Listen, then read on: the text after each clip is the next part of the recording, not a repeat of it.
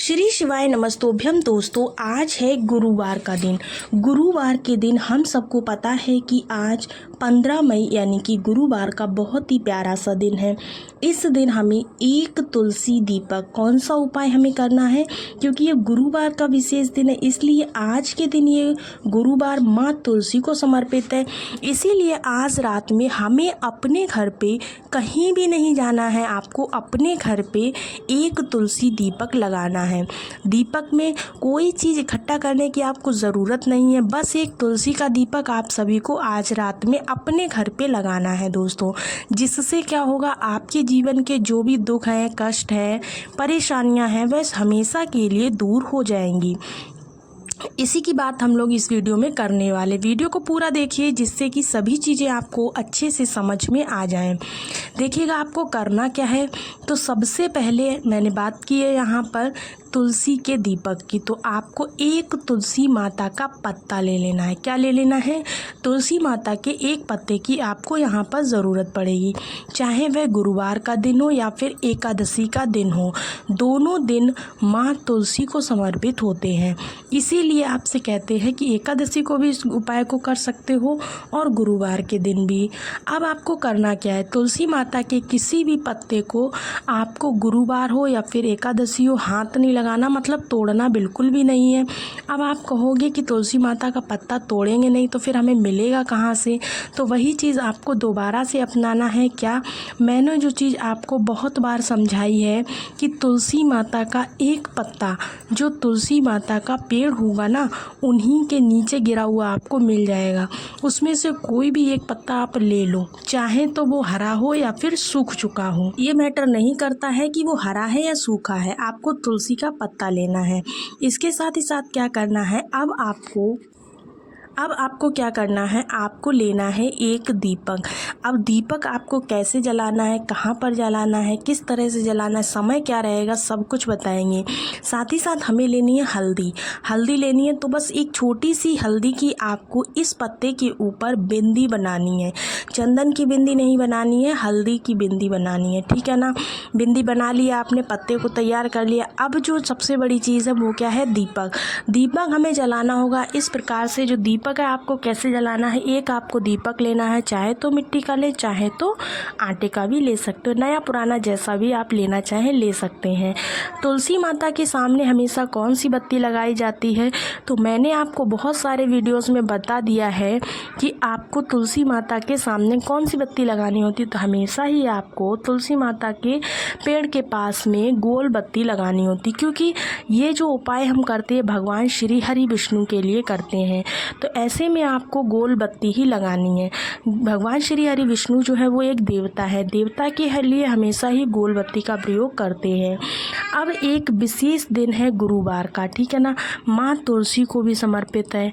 तो हमें क्या करना है, जो दीपक है उसके अंदर हमें क्या डालना होगा, ये दीपक आपका घी का दीपक लगेगा। कौन सा लगेगा? घी का।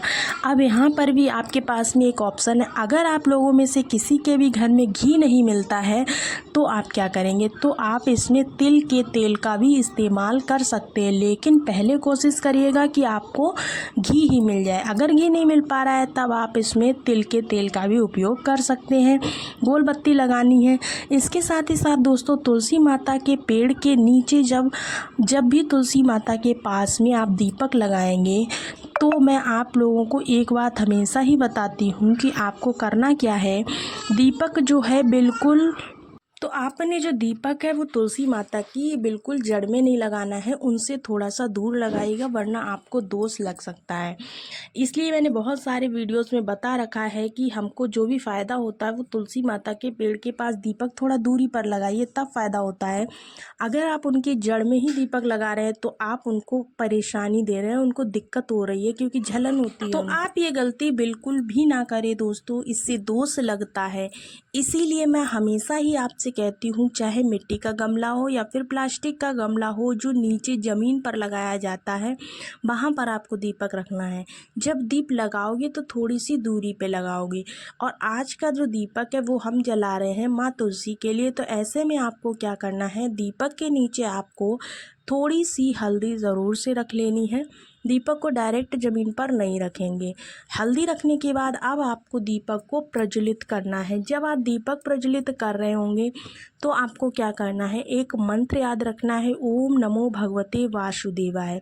इस मंत्र को बोलते हुए आपको दीपक प्रज्वलित कर देना है। उसके बाद में दोस्तों आपको एक विशेष काम करना है।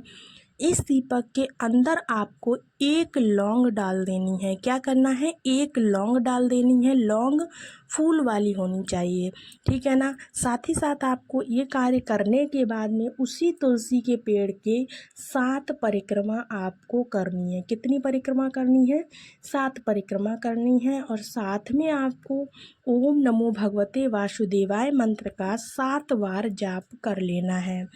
अगर आप आज के दिन ऐसा कर लेते हैं या फिर किसी भी एकादशी के दिन इस उपाय को कर लेते हैं तो यकीन मानिए आपके जीवन में जितनी भी समस्याएं हैं सारी की सारी दूर हो जाएंगी।